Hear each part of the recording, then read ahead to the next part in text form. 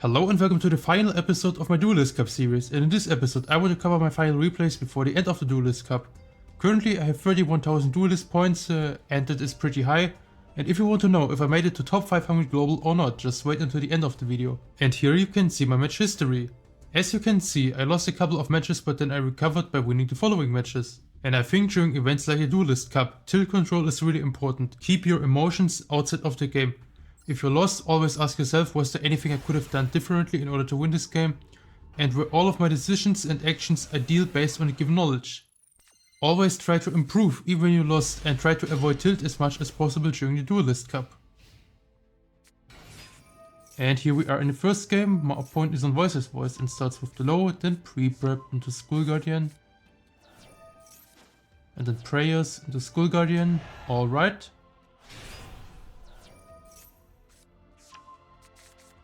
And now searching the Radiance with the Barrier.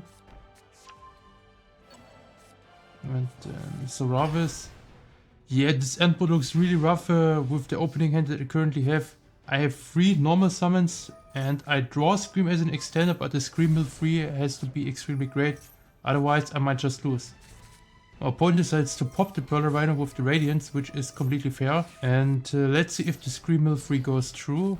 My opponent ashes the Rhino Heart, which is also extremely rough, because now I only have the Tear mill 2 and the Tear doesn't hit anything, so I just lose this game.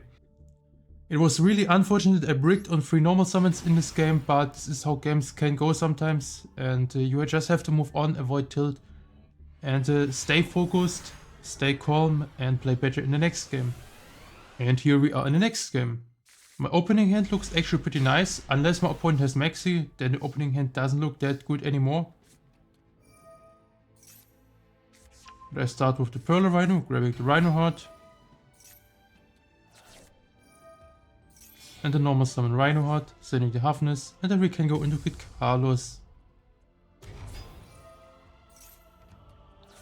Sometimes I might consider Pearl Rhino pop on Kid Carlos here to play around Imperm, but I have Grief for extension if my opponent wants to Imperm to Kid Carlos. Sure, I can just extend through that. Anyways, we go Kid Carlos into Tear Cache, and then mill 5 with Kid Carlos, milling 3 with the Tear Cache, so 8 cards in total. I hit a Meta Noise that allows me to add back Sharon. I hit Sharon, so I can go into Root Colors here. And then I should have some extension left. So I go Trivial Karma into Scream. And then after setting up the Scream, we go Grief into Rhino Heart, sending the Root Colors, and the Root Colors comes back. This also triggers the Scream, so 3 Scream mills. I hit a Heartbeat here, which allows me to add back the Crime. And now it's time for the Strudo, and then we go into Baron. And then Foolish Burial, sending the Fairy Tale Snow. Yeah, and now with the Fairy Tale Snow, we could set up a Redoer to make a Lido Heart during the opponent's turn. Or we could make Abyss Dweller in case the opponent is on Snake a Fire King, which is a really common deck during the Duelist Cup. And I went for the Abyss Dweller here, assuming it's Snake a Fire King. And then I made a small misplay. Can you spot the misplay? I went Baron, popped the Scream, and then setting the Sulik. What I should have done differently is popping the Scream first, and then setting both traps, so it's harder for my opponent to spot where my Crime is. I shotgun the Dweller in case it's Snake a Fire King, and then my opponent drops a Time Tearing Morganite. I honestly think this card sucks, because it's just a -1, and now evenly matched gets negated by Ron the Fleur. My opponent is left on 4 cards. Those 4 cards better be really good. Domain Phase 2, Normal Summon Inspector Border, and then Fairy Tale Luna. And here I dropped Sulik, but on Inspector Border, hoping that my opponent would bounce her with Fairy Tale Luna. And my opponent went for the bounce, bouncing the Baron de Fleur. Sure, the Baron de Fleur was already used, so bouncing the Baron does not matter at all. Here Decisive Battle of Golgotha, and then Xyz into Sky Crisis. And here is where I decided to use the Crime. And in Crime, let's got the Sharon. And now with Sharon, I can go into Kaleido Heart during my opponent's turn and spin back the Golgotha. And then it should be completely game at this position. So we go Kaleido Heart to spin back the Golgotha. And then Pearl Rhino for my own Kaleido Heart. Yeah, now I can make a Kid Carlos on top of that, then it should be more than enough to win from this position. So Kaleido Heart, sending the Hafness, and then we make a Kid Carlos. So Kid Carlos here. And then I hit my opponent with a really dirty play. Kid Carlos 1, Mudora chaining 2. Shuffling back the heartbeat. So shuffling back the heartbeat and then Kid Carlos search the heartbeat. And now it doesn't matter which floodgate my opponent has, the floodgate gets always spun back by the heartbeat and it's just beyond game.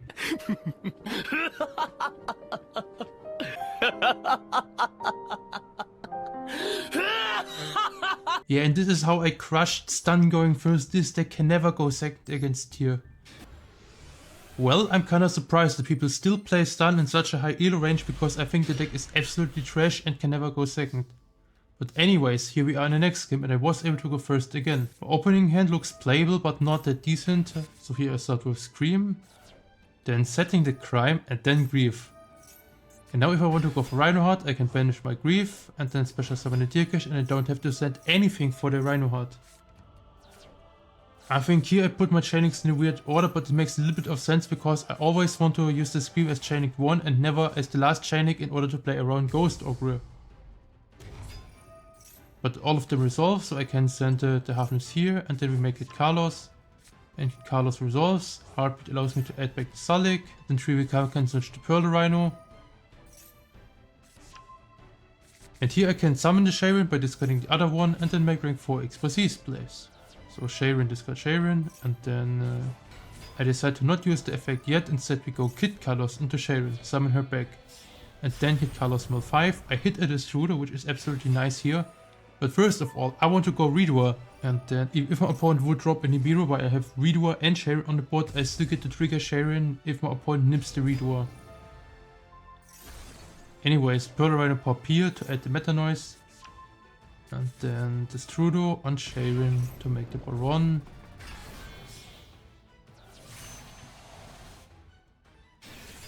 And after the Pearl Rhino ban, you could also use Baron de Fleur to pop your own Scream and add the Meta Noise. You have so many different options in such a position and most of them are just game. Yeah, this end board is beyond game. I don't think my opponent can break this. I have 7, 8 or 9 interruptions. So we go Redoer, then shotgunning the Maxi just to make my opponent scoop faster. And also Maxi can provide me with a new Crime discard. My opponent goes Impo on Baron, sure. Then Fire King Island. I allowed it because I could deal with anything that follows after Fire King Island.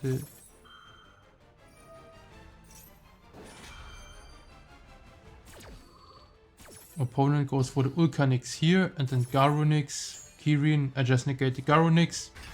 My opponent gets the Kirin pop, but it doesn't really matter because my opponent has to hit the 33 chance to hit the Crime. And I think even if my opponent hits the Crime here, it's over. I have just so much stuff left. So Sulik on the Garunix to prevent my opponent from popping a Fire King from the deck. And then we can send Sharon. And then Ether Drago Stapelia or Kaleido Heart. My opponent hits me back with a Maxi. It seems like this was the 6th card, but it doesn't really matter at all because it's just beyond game. So Kid Carlos here, and then Kid Carlos can add the Rhino Heart because I still want to keep my Halfness in the deck to resolve the Meta Noise, and the Meta Noise could become a Kaleido Heart. Linkuribo here, then Heater, and then my opponent made a really interesting play. Battle Phase, crashing into Redoer, summon the Ponix in a damage step. Sure, I have no idea what's the point of this play.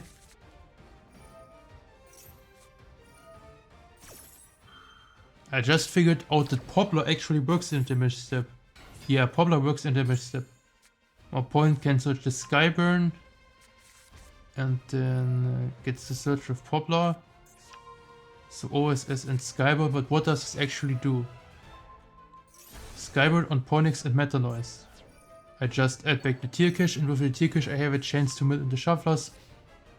And then OSS here, sending the Sanctuary. Also, I got so many Maxi draws during the combo of my opponent. And here is where I hit a Halfness with the Maxi. So chaining the Halfness here, I hit a Shuffler. And also Fairy Tail Snow, and it's just more than game. And my opponent finally realized it and decided to scoop. And as you can see, the people in the top 500 global are really tryharding. They don't give up that early, they still want to play it out in case I mess up for some reason. And here I had to go second. But my opening hand looks actually nice for going second. So my opponent starts with Scream, then normal summon Sharon. And then Foolish Build. And then Kid Carlos.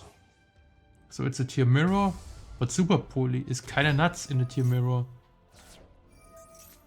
So Kid Carlos in the tier cache.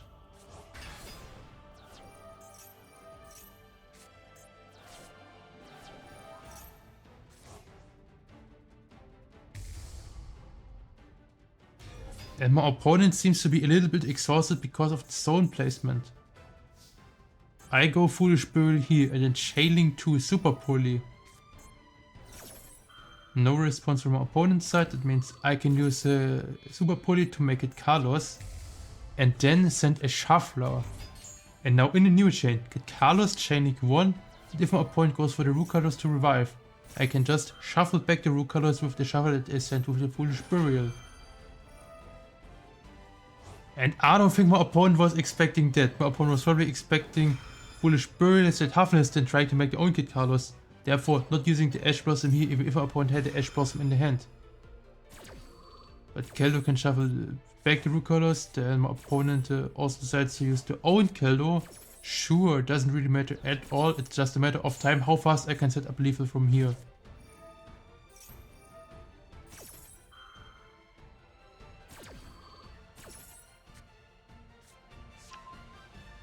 So I mill with tier cache, my opponent milled with tier cache.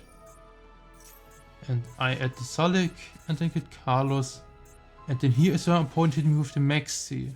Sure, but doesn't matter at all because Tearlaments doesn't have that many hand traps. And one of them is already in the graveyard, so the opponent won't top deck tier cache.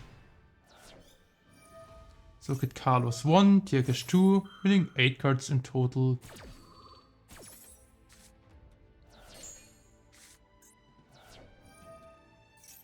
And then I make a Rook Carlos. Also because I super polyed the monsters from my opponent had no chance to resolve the Scream. That means going for lethal should be much easier here. My opponent goes Gamma on this Trudeau, which is really interesting. But I don't think Gamma is a good choice in tier because your deck is already extremely good into Maxi. Anyways, I can just negate the Gamma. See if my opponent has a second one. Otherwise Rook Carlos just comes back. So this Trudeau here, and if Rook Carlos hits the board, then it's more than 8000 on the board. Yeah, it should be 8100 damage on the board if I'm doing the maths correctly, but it's above 8000 and the opponent just scooped here. And I think my play with Foolish Burial, chaining Super Poly was really strong on my side. My opponent did not expect it. And here we are in the last game before the end of the Duelist Cup. Fortunately, I was able to go first, but my opening hand is not the greatest for going first. So we have Race Off, which can grab the Fenrir. And then my opponent shotguns a Maxi, sure. But even on a Maxi, I still go for Fenrir, because Fenrir is 1 banish and also provides me with tier cache. And tier cache could become more interruptions during my opponent's turn. And even though the current endboard doesn't look that impressive, it's still 3 interruptions and I have Maxi on top of that. My opponent starts with the stand-up Centurion and I just chain the Heartbeat, shuffling back the stand-up. Let's see what my opponent can do after that. So Vision Resonator and then Trick Clown. So adding the Red Zone. And then my opponent just scooped for some reason because this deck seems to be unable to break through one single Fenrir and the Mudora. And I'm kinda surprised that my opponent played such a rogue deck when you are in the top 600 or 500 global. And currently I'm 654 global. But the last time the rankings updated was at 4 AM and the Duelist Cup is not over, it ended around 5 AM. So let's see which ranking I finish on where the Duelist Cup is finally over. And then on the next day I woke up and got greeted by this message. Congratulations, 461st. So I made it in the top 500 global, which rewards me with a special trophy. And this trophy says top 500 global, which is different compared to the trophy that people receive who make it to top 1000 global. And those are the prize cards that I got from the Duelist Cup special tickets. And honestly, the pricing for top 500 global sucks completely. What the fuck is that? Konami, if you see that, please fix the fucking pricing. This can't be real. Are you fucking kidding me? I got 4 completely useless ultra rares. All of them are useless because I can't dismantle them. I cannot dismantle those 4 completely useless ultra rares. Next time, please give us ultra rares that we can dismantle or just ultra rare crafting points. But this has to be a joke. This is such a joke. So I finished in top 5 from global, and the only thing I got was a title I could put in my Master Duel profile to flex with. But that's it. The pricing is completely terrible. So I'm not exactly sure if the grind was worth, but you can make your own opinion based on this video. Anyways, see you in the next video. Have a nice day. Bye.